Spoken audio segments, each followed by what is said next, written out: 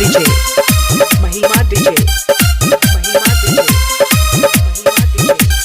Singing by Sanjeev सहनी रोशन कुमार।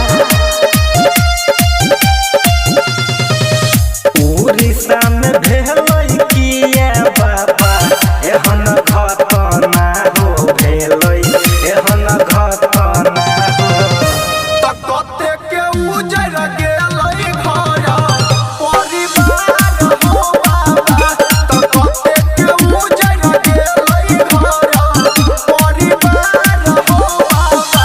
तीन गो तोरहन के भेलै एके साथ घटना हो एके साथ घटना हो त कते के उजर गेलै घर परिवार हो बाबा त कते के उजर गेलै घर परिवार हो बाबा।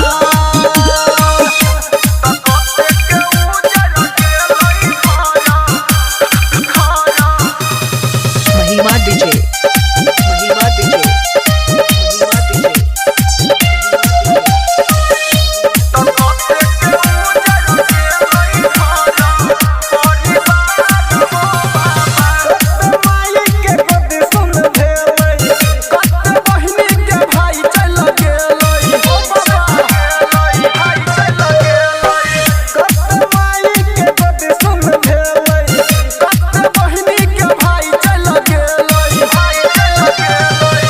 जिंदगी मत से खेल भेलै रह जतना हो रहै लोग जतना हो त कते के उजर गेलै घर परिवार हो बाबा त कते के उजर गेलै घर परिवार हो बाबा।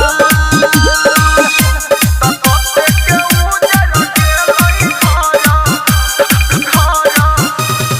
महिमा डीजे महिमा डीजे महिमा डीजे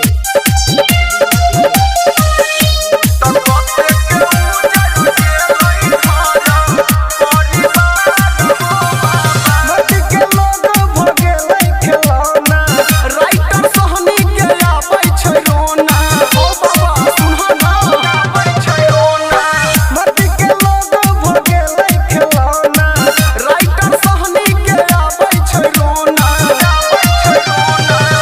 सोनो जी तो रोशन सुनाबै छै बाबा इहे घटना हो बाबा इहे